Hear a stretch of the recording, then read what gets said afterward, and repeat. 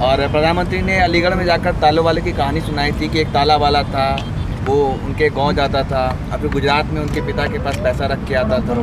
हाँ, इस पे क्या कहेंगे आप? देखिए, प्रधानमंत्री जी के पास में कहानी की कोई कमी नहीं है। पूरे देश की इन्होंने कहानी रच रखी है। इनके पास जगह जगह का किस्सा है, समझ रहे हैं। अभी जैसे इन्होंने बोला कि सीतापुर से बचपन का रिश्ता है, अभी तक आपने सुना था बचपन का प्यार, ये लेटेस्ट है बचपन का रिश्ता।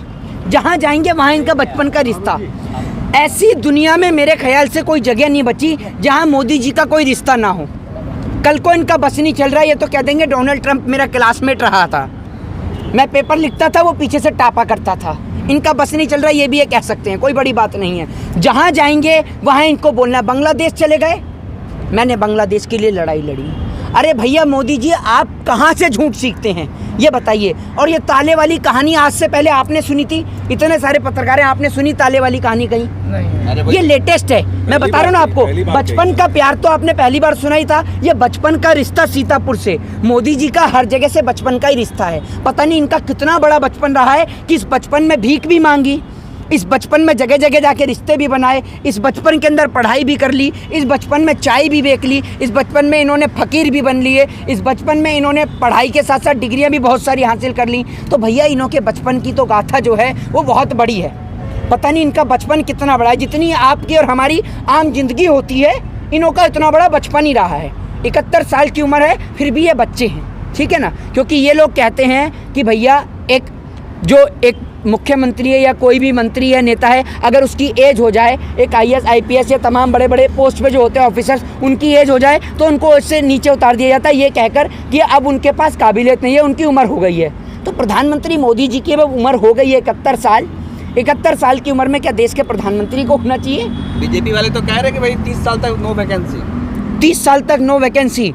हाँ, तो भैया ये मैं आपको कहता रहा हूँ, 30 साल तक, 100 साल तक, 101 साल के हो जाएंगे फिर तो वो। 71 ये हो गए, 30 साल और अगर आपने जोड़ दिए तो 70 और 30 100 और एक और ये 101 साल के हो जाएंगे मोदी जी। तो 101 साल के आप इनको, ये जो बीजेपी के नेता जो मूर्ति बना के इन पर माला चढ़ा रहे हैं, इनको भगवान बना रहे हैं, आप एक आम आदमी की तुलना भगवान से कैसे कर सकते हैं? आप इस पढ़े लिखे देश में, जब देश चांद पे तरक्की कर रहा है, आप आज भी ऐसी काल्पनिक बातों पे भरोसा करते हैं। और चांद से याद आया, रुकिए, चांद से याद आया, भारतीय जनता पार्टी के खेमे में, मैं आपसे इसीलिए नहीं कह रहा कि जो अंधभक्त है उनको राष्ट्रीय गधा घोषित कर दिया जाए, इसके पीछे भी एक लॉजिकल है। भारतीय जनता पार्टी के नेताओं के बयान से आप बखूबी वाकिफ़ हैं। एक नेता का और ऊटपटांग बयान आया, एक नेता ने बयान दिया है कि अगर कहीं पे बारिश हो रही हो तो एक ऐसा ऐप आ गया है कि बारिश दूसरी जगह डाइवर्ट हो सकती है। अब इस बात का क्या तथ्य है बताइए? है कोई ऐसा ऐप? बता दीजिए। मेरे फ़ोन में तो है नहीं, आप लोगों के पास आईफोन है, OnePlus हैं और भी तमाम तरीके के फ़ोन से आप बता सकते हैं। मेरे पास तो ऐसा कोई ऐप है नहीं। कुछ शोध करवा रहे होंगे, रिसर्च करवा रहे होंगे। नहीं, बहुत ही बीजेपी, बिल्कुल आप तो कह सकते हैं कि ये भी शोध हो रही थी कि 1947 में जो भाषण दिया उससे आज तक बेरोजगारी है। वो भाषण दिया था, ये नेहरू जी अपने साथ सारा कुछ गठरी में बांध के ले गए थे, जो आज भी बेरोजगारी है। बताइए ना। तो ये सब बातें आप कहकर अपना पल्ला झाड़ दें बेरोजगारी से, महंगाई से। एक नेता बयान दे देते हैं कि हमने गंगा सफाई में लाखों रुपए बहा दिया, पता चलता है उस जगह पे गंगा ही नहीं है जहां आपने लाखों रुपए सफाई में बहा दिया। तो भारतीय जनता पार्टी के नेताओं की बात का कोई भरोसा नहीं है, इनकी बात पे आप कभी भी भरोसा नहीं कर सकते। जनता भरोसा कर रही है, 2 बार लगातार पूर्ण बहुमत के साथ बनाया। देखिए, उत्तर प्रदेश में सरकार बनाई बम्पर, वो मोदी जी की बात पे भरोसा करके नहीं बनाई। तो फिर वो मैं बता रहा हूँ किस लिए बनाई। वो धर्म और जाति की अफीम चटाकर सरकार बनाई गई है। और धर्म और जाति का नशा तो कितना, मुताबिक जो है देश की जनता जो बेवकूफ़ है, देश की जनता को ये दिखाया जाता है कि इस देश के अंदर अगर आज भाजपा की सरकार नहीं आएगी, कोई और सरकार आती है तो इस देश के अंदर मुस्लिमों का राज हो जाएगा। लेकिन ये नहीं पता कैसे होगा।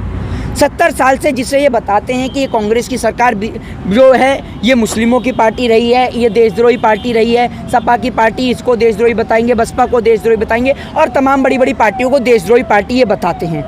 जब उनकी सरकार आई 70 साल से, तब इस देश पे मुस्लिमों का राज नहीं हो, मुस्लिम प्रधानमंत्री नहीं बना। लेकिन आज जब प्रधानमंत्री हिंदू होते हैं, राष्ट्रपति हिंदू होते हैं, गृह मंत्री हिंदू होते हैं, वित्त मंत्री हिंदू होते हैं, तब भी इस देश के अंदर खतरे में हिंदू को बताया जाता है। प्रधानमंत्री अलीगढ़ तक पहुंच जाते हैं, लेकिन अलीगढ़ से कुछ ही किलोमीटर दूरी पर जब इस देश के अंदर बच्चे, आज प्रधानमंत्री जी के जन्म दिवस के अवसर पर डेंगू के कारण बच्चे दम तोड़ रहे हैं अस्पताल के अंदर, इस देश के अंदर महंगाई के कारण, बढ़ती महंगाई और बेरोजगारी के कारण युवा सड़क पे हैं। बिहार के अंदर जो देश के अंदर युवा हैं वो धरना दे रहे हैं। तमाम जगह पे आपने देखा, लखनऊ में जो शिक्षकों की भर्ती नहीं हुई वो धरना दे रहे हैं। और देश के अंदर प्रधानमंत्री जी के दिन के अवसर पर आज पूरा देश बेरोजगारी दिवस मना रहा है और इनको बेरोजगारी दिवस से निपटने के लिए पूरे देश को नरेंद्र मोदी जी को कुर्सी से हटाना होगा। मोदी जी तो काम कर ही रहे हैं, देखिए अभी लीज पे दे रहे हैं रोड को, एयरपोर्ट को, रेलवे को, कि ताकि रोजगार उत्पन्न हो। इनका तो बस नहीं चल रहा है ये इनका, अरे भैया इनका तो बस नहीं चल रहा है जब तक ये हमारी किडनी, देखिए आप जैसे लोगों को जब तक समझ में नहीं आएगी, जो लोग मोदी जी की बुद्धि से सोच रहे हैं ना, उनको जब तक समझ में नहीं आएगी, जब तक ये हमारी किडनी नहीं बिक जाएगी ना, तब तक आपको समझ में नहीं आएगा, तब तक तो आपको विकास ही नजर आएगा। जिस दिन हमारी किडनी भी गिरवी रख जाएगी ना विदेश में, तब आपको समझ में आएगा कि अब मोदी जी ने कुछ गलत किया है। उससे पहले आपको समझ में नहीं आएगा। जय हिंद, जय भारत, वंदे मातरम।